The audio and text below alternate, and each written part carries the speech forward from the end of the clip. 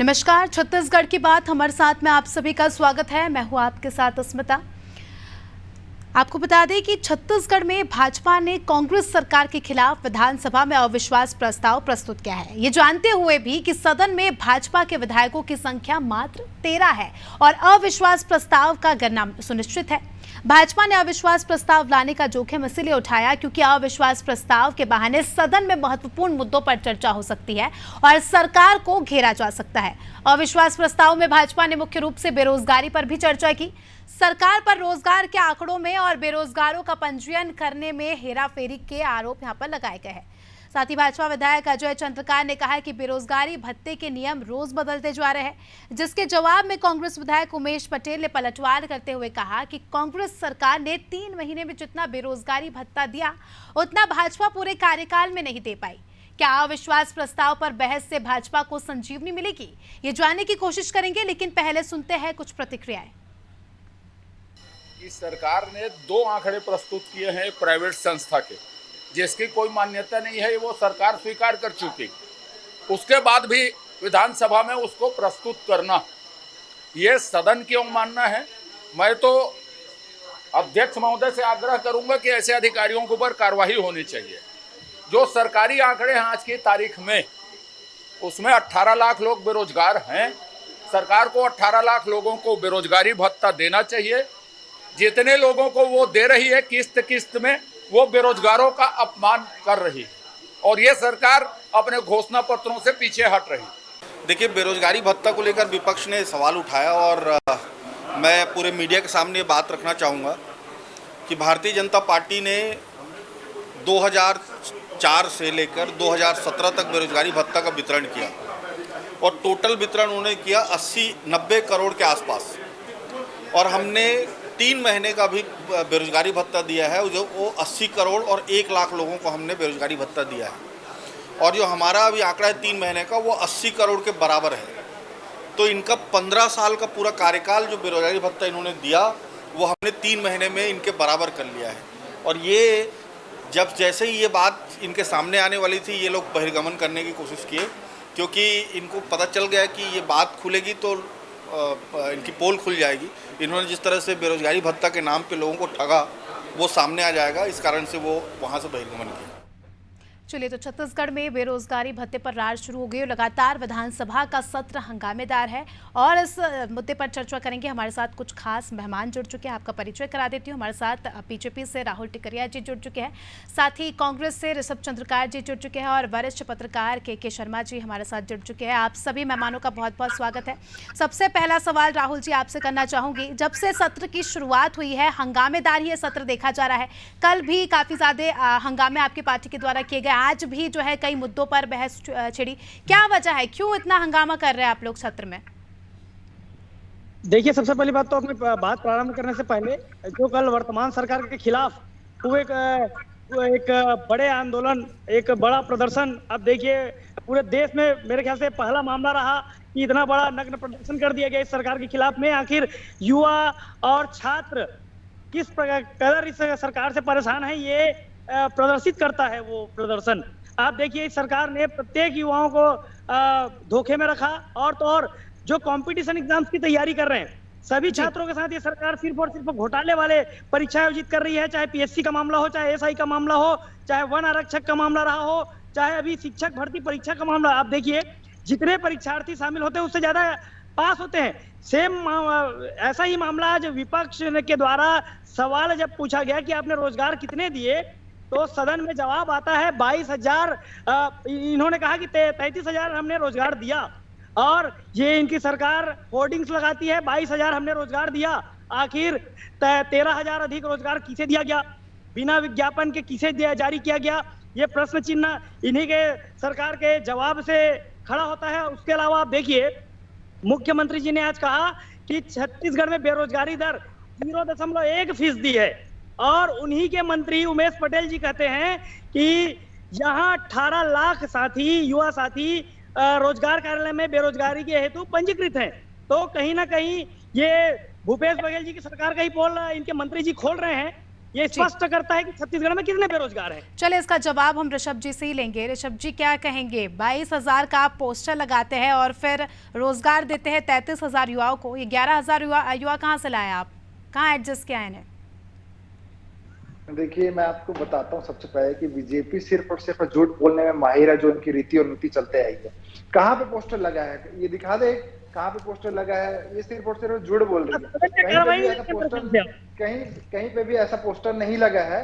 हमारी सरकार ने जितनी नौकरी उतनी दी है, और 15 सालों तक तो इन्होंने तो कभी, मैं बताता हूँ 15 सालों में बेरोजगारी भत्ता कितना दिया। बेरोजगारी भत्ता पे बात करता हूँ। इन्होंने 15 सालों तक 80 करोड़ रुपए टोटल बेरोजगारी भत्ता दिया। हमारी सरकार बनती है अभी 3 महीने में, 1 जुलाई से प्रारंभ किया है। अभी तक 1,17,000 प्लस युवाओं को हमने बेरोजगारी भत्ता दे चुका है, जिसका अमाउंट कम से कम 80 करोड़ से ज्यादा का होता है। उतना हमने युवाओं के खाते में मंत्रित कर चुके हैं। पर यहाँ पे बीजेपी तो यही पूछ रही है ना सर कि ये जो 11,000 युवा है, क्योंकि या तो फिर आप बताइए मत, उतने सही आंकड़े बताइए, सवाल तो यही है ना, इसलिए तो वो हंगामा कर रहे हैं। उस पर आप क्या कहेंगे? मैं आपको बिल्कुल आपको उस पर जवाब देता हूं। मैं आपको, इन्होंने जो होर्डिंग्स की बात की, होर्डिंग्स हमने कहीं पे भी नहीं लगाई है, सिर्फ झूठ बोल रहे हैं। और इन्होंने जो 11,000 की डाटा का बात किया, उन्होंने तो दिया ही है। प्लस हमने 4 सालों में 5 लाख रोजगार दिया है। रोजगार, स्वरोजगार और सरकारी नौकरी के माध्यम से, चाहे पुलिस में हो, चाहे पीएससी के माध्यम से, व्यापम के माध्यम से, स्वास्थ्य विभाग के माध्यम से, बिजली विभाग, राजस्व के माध्यम से, चाहे सरकार की फ्लैगशिप योजना हो, रिपा हो, या और भी जो अन्य फ्लैगशिप योजना चल रही हो, उसके माध्यम से हमने यहाँ के 5 लाख युवाओं को पिछले 4 साल में उनको संपन्न बनाने की हमने कोशिश किया है। और 5 लाख युवाओं को हमने नौकरी देने के उसके माध्यम से और संपन्न किया है 5 लाख युवाओं को। और अब ये भी बताता हूँ कि आने वाले 5 सालों में 15 लाख युवाओं को रोजगार मिशन के माध्यम से 15 लाख युवाओं को रोजगार देने का हमने लक्ष्य निर्धारित किया हुआ है, जो आज तक की 15 सालों में इनकी सरकार रहते हुए कभी भी इस तरह की युवाओं जवाब ले लेते हैं ना इससे। 15 साल जी राहुल जी, 15 साल की सरकार आपकी रही, इनका कहना है कि जितने साल इनकी सरकार रही उतने ज्यादा जो है युवाओं को उन्होंने रोजगार दे दिया, आप 15 साल में नहीं कर सके। देखिए, मैं आपको स्पष्ट करना चाहूंगा, भारतीय जनता पार्टी की सरकार में लगभग 3.5 लाख शिक्षा कर्मियों की भर्ती की गई और 5,60,000 जो अनियमित कर्मचारी में आंदोलनरत है, उनकी भी भर्ती भारतीय जनता पार्टी की सरकार में की गई। जरूर हमने नियमित नहीं किया, हमें खेद है, मगर हमने उन्हें एक प्रकार से रोजगार देने का कार्य किया। मगर इस सरकार के जैसे हमने गोबर नहीं बिनवाया। ये सरकार जो 5 लाख रोजगार की दावे कर रही है ना, मैं आपको बता दूं, गौठान में काम करने वालों को भी ये ऐड करके उसमें बता रही है, मतलब गोबर बिनने वालों को भी ये रोजगार में शामिल कर रहे हैं। कौन कौन से योजना के तहत कितने हजार और कितने लाख इन्होंने रोजगार दिया, ये बता दीजिए। 5 लाख अपने रोजगार देने की बात कर रहे हैं। राहुल जी, हमारे साथ वरिष्ठ पत्रकार के शर्मा जी भी जुड़ चुके हैं, उनकी भी हम प्रतिक्रिया ले लेंगे। शर्मा जी, देखिए, सत्र, विधानसभा सत्र क्यों होते हैं? ताकि जनता के मुद्दों पर बातचीत हो, जनता के हित में जो मुद्दे हैं उस पर चर्चा हो और आने वाले समय में क्या योजना बनाई जाए उस पर चर्चा हो। लेकिन यहाँ पर देखा जा रहा है कि जब से सत्र की शुरुआत हुई है तब से हंगामों का सिलसिला शुरू हो गया है। क्या लगता है आपको, आने वाले और कितने समय हमें हंगामा देखने को मिल सकता है?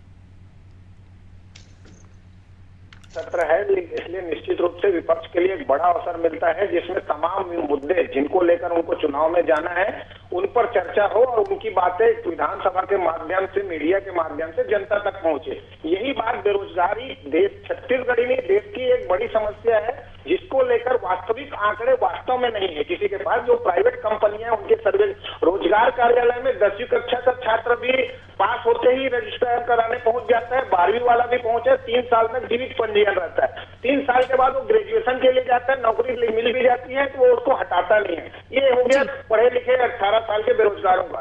अन्य बेरोजगारों की बात करेंगे तो रिपा के माध्यम से जो रूरल इंडस्ट्रियल डेवलपमेंट का इनका कार्यक्रम चल रहा है, गौठान के माध्यम से रोजगार, क्या वो महिलाएं रोजगार में नहीं? 18 लाख जो पंजीकृत बताए जा रहे हैं रोजगार कार्यालय में, उसके अतिरिक्त इनको रोजगार के अवसर है। तो ये संख्या अलग है। रोजगार के आंकड़े छत्तीसगढ़ के उद्योगों में कितने लोगों को रोजगार है, क्या श्वेत पत्र? ऐसा कुछ नहीं। सरकार के पास कितने पद रिक्त है कुल मिलाकर के, कितने लोगों, क्या 33,000 लोगों को यदि नौकरी दी गई तो पद कितने रिक्त है, उनको कब तक भरने के? ये चाकाऊ, ये श्वेत पत्र या नीतिगत मामला नहीं है सरकार के पास। बेरोजगारी भत्ता की बात इसलिए बात आ रही है कि चुनाव में ये बेरोजगारी बड़ा मुद्दा है, जिसके चलते जन घोषणा पत्र में आपको तमाम बेरोजगारों ने मतदान किया है, क्योंकि रोजगार के अवसर आप उपलब्ध कराएंगे, नहीं तो हमको बेरोजगारी भत्ता मिलेगा।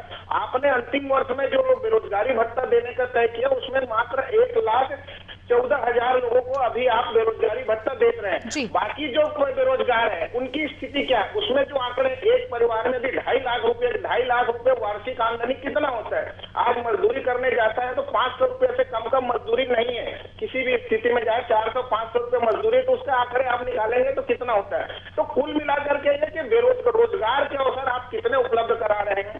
जी। ITI के माध्यम से प्रशिक्षण कितने लोगों को दिए हैं? इंजीनियरिंग कॉलेज के माध्यम से या चिकित्सा महाविद्यालय जो तकनीकी शिक्षा के माध्यम है उनके माध्यम से, क्या कॉलेज के माध्यम से कितने लोगों को नौकरी दे पा रहे हैं या नहीं दे पा रहे हैं? तो दूसरे संसाधन आपके पास क्या है? प्रशिक्षण की चीज है जिससे रोजगार के अवसर उपलब्ध हो। इस दिशा में कितना काम हो रहा है? रीपा निश्चित रूप से बेहतर है छत्तीसगढ़ में, जो रीपा के प्रोजेक्ट को यदि आगे बढ़ता है और वहीं के वहीं गाँव में ये रोजगार के अवसर उपलब्ध होते हैं तो पलायन रुकेगा। एक बड़ी योजना है, लेकिन इसमें कितना हो पाया है और इसमें आगे क्या करेंगे, ये एक महत्वपूर्ण बात है। बेरोजगारी छत्तीसगढ़ में निश्चित रूप से आंकड़ों की बात करेंगे, आंकड़े जो बताए जा रहे हैं उससे ज्यादा ही होंगे। जी बिल्कुल। जी बहुत अच्छा पॉइंट आपने बताया शर्मा जी, क्योंकि महज बेरोजगारी भत्ता देना काफ़ी नहीं है, भर्ती होना भी बहुत ज़्यादा इम्पॉर्टेंट है, क्योंकि आने वाले समय में बेरोजगारी भत्ते देने से ही छत्तीसगढ़ का विकास नहीं होगा। ऋषभ जी से इसका जवाब लेना चाहूँगी। ऋषभ जी, कई दिनों से युवाओं का प्रदर्शन हमें देखने को मिला। युवाओं का कहना है कि हमें भत्ता नहीं भर्ती चाहिए, तो उस पर आपकी पार्टी क्या काम करेगी? आने वाले समय में युवाओं को किस प्रकार से रोजगार दिया जाएगा बेरोजगार भत्ते की जगह? जी मैं आपको बताता हूँ कि किस तरीके से छत्तीसगढ़ में युवाओं के हित के लिए छत्तीसगढ़ सरकार प्रतियोगिता परीक्षाओं की फीस माफ कर रही है। राज्य में रोजगार मिशन का संचालन किया जा रहा है, जिसके तहत आने वाले 5 सालों में 15 लाख युवाओं को रोजगार दिया जाएगा। रोजगार मिशन ही इसीलिए संचालन किया जा रहा है। बड़े पैमाने पर अभी शासकीय भर्ती चल रही है, जिसमें 41,500 से अधिक पदों पर भर्ती की प्रक्रिया अभी जारी है। पिछले 2 महीने के अंदर जो भर्तियां निकली है उसमें 41,500 से अधिक भर्तियां है। रोजगार मेलों का आयोजन किया जा रहा है और जिस तरीके से रीपा के बारे में बहुत अच्छा के शर्मा जी ने समझाया है, उसको हमारी सरकार बहुत अच्छे से प्रमोट कर रही है, ताकि ग्रामीण स्तर पे युवाओं वादा खिलाफी का भी आरोप लग रहा है आपकी पार्टी पर। चलिए ठीक है, मतलब कहा जा रहा है बीजेपी की तरफ से कि आपने जो वादे किए हैं उसे पूरा नहीं किया और अब बहुत कम समय है, तो अब कैसे आप इन वादों को पूरा करेंगे जो आपने पहले वादे किए थे चुनाव से पहले कि हमारी सरकार बनती है तो हम ये चीजें करेंगे, मगर वो चीजें पूरी नहीं हुई है, तो क्या रणनीति होगी? देखिए भाजपा को तो नैतिक अधिकार ही नहीं कि वादा खिलाफ कुछ बोल पाए। 2 करोड़ नौकरी देने की हर साल किसने बात की थी? युवाओं के जो ट्रेन में आरक्षण मिला करता था उसको खत्म कर देते हैं। युवाओं के लिए कि कोई भी योजना नहीं बना पाते हैं, ये क्या युवाओं पे और वादा खिलाफी पे बात करेंगे? तो हमारी सरकार जो भी वादे की थी अभी तक 95%। चलिए इसका जवाब ले लेंगे राहुल जी से। राहुल जी, ये भी कहा जा रहा है कि आप जो आरोप लगा रही है कांग्रेस पर वो निराधार है। अगर आपके पास कोई तथ्य है तो सामने रखें। उनका तो यही कहना है कि हम जांच करेंगे अगर आप तथ्यों के बेसिस पे कुछ बात करते हैं तो। देखिए, सबसे पहली बात तो ये घोषणा पत्र है कांग्रेस का, इसमें स्पष्ट लिखा है कि 10,000 बेरोजगार साथियों को ये रोजगार जो बेरोजगारी भत्ता है उसको देंगे, मगर सदन में जो जवाब आता है सरकार कहती है कि हमने लगभग 1 लाख लोगों को ही बेरोजगारी भत्ता दिया, वो भी चुनाव करीब आने के कुछ माह में। और कांग्रेस के प्रवक्ता जी एक विषय कह रहे थे, इनका कहना था कि हम 15 लाख रोजगार देने की तैयारी में हैं और 5 लाख रोजगार दे चुके हैं, मगर यहाँ के युवाओं को अब तक समझ में नहीं आ रहा है कि ये 5 लाख रोजगार गया कहाँ। रही बात 5 लाख रोजगार नौकरी है, राहुल जी देंगे, ये 5 लाख किधर है? जवाब देंगे। आप अपने भाजपा के रीति नीति पे मत चलिए, रही उसके झूठा साबित करने वाली चीजें। ठीक है राहुल जी, एक बात का जवाब दीजिए। अविश्वास प्रस्ताव में आपने इन सभी बातों का जिक्र किया है क्या? जो अविश्वास प्रस्ताव, जी चलिए, अब उस पर कल से चर्चा शुरू हो जाएगी। अब क्या कहेंगे आप? उसको मंजूरी मिल चुकी है, उस पर कल से चर्चा शुरू हो जाएगी। मैं आपको एक स्पष्ट सबसे पहले तो जो प्रवक्ता जी उनको जवाब देना चाहूंगा कि इन्होंने कहा कि हमने 5 लाख रोजगार दिया, मगर ये 5 लाख रोजगार का है रोजगार सरकारी नौकरी हुआ। और इन्होंने कहा देखने नहीं चाहते हैं, भर्ती प्रक्रिया है सरकार की सारी भर्ती संघ के छात्र शिक्षक भर्ती परीक्षा के और जो एक परीक्षा हुआ है, चलिए ऋषभ जी, हम सुन लेते हैं राहुल जी क्या कह रहे हैं, तो जिससे हमें भी समझ में आए। ऐसे बहस करने से कोई बात नहीं समझ में आएगी किसी को भी। राहुल जी, 30 सेकंड का समय है, आप अपनी बात कंप्लीट कीजिए। मैं बता दूं, ये जो सरकार है रोजगार देने का नहीं, रोजगार छीनने का काम कर रही है। आप देखिए, रेडी टू ईट के तहत जो महिला समूह दलिया बनाती थी गांव-गांव में, महिला समूह, उनका इन्होंने 6 माह पूर्व रोजगार छीना। 23,000 संख्या। आपकी पार्टी में कितने रोजगार दिए आपने, ये बता दीजिए। 15 साल आपकी सरकार थी, युवाओं के लिए आपने क्या किया?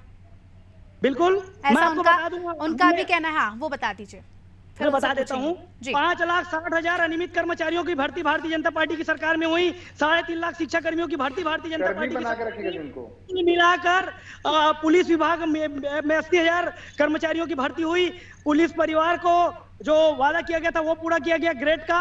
उसके अलावा आपको अब कुल मिलाकर अब इसका जवाब हम ऋषभ जी से ले लेंगे। जी ऋषभ जी, उन्होंने बताया 15 साल की उनकी सरकार में क्या क्या हुआ, क्या कहेंगे आप? जी बिल्कुल मैं आपको बताता हूँ कि इन्होंने कर्मी की भर्ती की, शिक्षा कर्मी की भर्ती इन्होंने बताया, उसको 1,47,000 शिक्षा कर्मी का सम्मिलन करने का काम हमारी सरकार ने आने के बाद किया। और 14,500 नियमित करने का सरकार नहीं किया। सिर्फ कर्मी की भर्ती क्या करते थे, और हमारी सरकार में जो भी भर्ती निकल रही है सीधा नियमित पद, कभी भी वो अनियमित पे नहीं निकल रही है, नियमित पदों पे भर्ती निकल रही है। क्या बात करते हैं नियमित भर्ती की? आप सुनने की हिम्मत रखिए। बिल्कुल बिल्कुल। जी राहुल जी, सुन लीजिए ऋषभ जी क्या कह रहे हैं। आप जब कह रहे थे उन्होंने भी सुना था। सरकार थी, 15 सालों तक इनकी सरकार थी, 9 बार पीएससी हुआ है, और 4 से 5 बार तो इन्होंने पीएससी को कैंसिल करना पड़ा था। क्या इनका पीएमटी का पेपर लीक हो जाता था इनके टाइम पे। ये क्या बात करेंगे? 2 करोड़ नौकरी देने का इन्होंने वादा किया था, कहाँ है आपके डेट में नौकरी? बताया ना, उल्टा इन्होंने नौकरी छीन ली। 20 सरकारी उपक्रम बेच खाया अभी तक इन्होंने। जो सरकार बनाई थी 70 सालों में, उसको इन्होंने बेच खाया। चलिए हमारे साथ तो बात करते हैं। शर्मा जी जुड़े, शर्मा जी की प्रतिक्रिया ले लेते हैं। शर्मा जी, कुछ समय में चुनाव है और ये आखिरी सत्र माना जा रहा है, इसके बाद जो है 2-4 महीनों में चुनाव ही आने वाले हैं, तो ऐसे में आपको क्या लगता है विपक्ष द्वारा इतना हंगामा करना और जो वादा खिलाफी का आरोप सत्ता पक्ष पर लगाना, क्या लगता है ये आने वाले चुनाव में कितना प्रभाव डालेगा? अगर कांग्रेस ने जो वादे किए हैं, समय बहुत कम है, अगर कांग्रेस अपने वादे इस समय में पूरे नहीं कर पाती है तो क्या आने वाले चुनाव में इसका असर पार्टी को मिलेगा?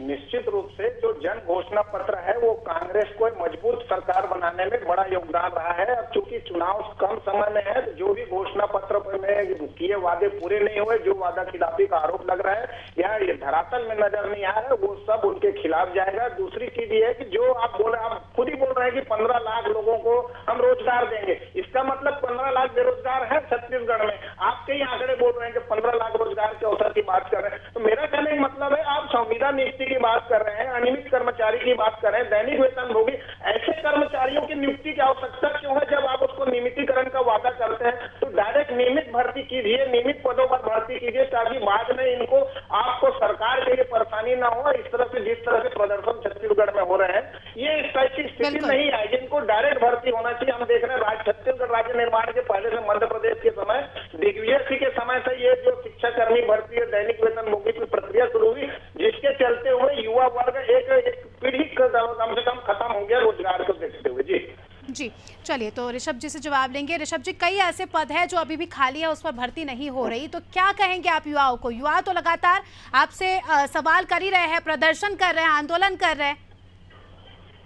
जी मैं आपको बताना चाहता हूँ कि हमारी सरकार बनने के बाद, हमारी सरकार बनी पहले दिन से जब भी भर्ती निकाल रही तो सिर्फ और सिर्फ नियमित पद पर निकाल रही है, कोई भी अनियमित पद पे कभी भी भर्ती नहीं निकाली है। और हमारी सरकार बनते ही अभी पीएससी के माध्यम से, व्यापम के माध्यम से, पुलिस के माध्यम से, स्वास्थ्य विभाग के माध्यम से, ये तो भाजपा का प्रायोजित है। ये इन्होंने जिस तरीके से जो नग्नता प्रदर्शन कल किया है, ये भाजपा का प्रायोजित कार्यक्रम है। ये यहाँ के युवा नहीं है, मतलब यहाँ के छत्तीसगढ़ के जो भाजपा के भड़काए द्वारा युवा है कि प्रायोजित कार्यक्रम है वो किया जाए उनके द्वारा। ये कोई स्तर नहीं होता जिस तरीके से इन्होंने किया। लोकतंत्र में विरोध करने का सबको अधिकार है, लेकिन इन्होंने जिस तरीके से वहां से माताएं बहनें जाती है, स्कूल के कितने सारे स्कूल से कॉलेज उधर वहां से गुजरते रहते हैं, ये कोई तरीका नहीं होता है। विरोध प्रदर्शन करने का भी एक सही तरीका होता है जो किया जाता है। अगर देखा जाए तो वो अपनी बात लोकतांत्रिक तरीके से रख सकते थे, लोकतांत्रिक तरीके से रख सकते थे। चलिए राहुल जी, मैं आपसे एक सवाल करना चाहूंगी। कांग्रेस के नेताओं का कहना है कि बीजेपी के तो दिल दिमाग में भ्रष्टाचार है और हमारे साथ जनता का साथ है, क्या कहेंगे आप? देखिए, दिल दिमाग में भ्रष्टाचार की बात और आरोप लगाने वाली कांग्रेस सबसे पहली बात तो अपने गिरेबान में झांक ले कि आज कोल घोटाला में मुख्यमंत्री जी की सचिव साल भर से अंदर है। न्यायालय लगातार उनकी जमानत याचिका खारिज कर रही है। उसके अलावा घोटाला का मामला देखिए और ये मामला देखिए यहाँ पे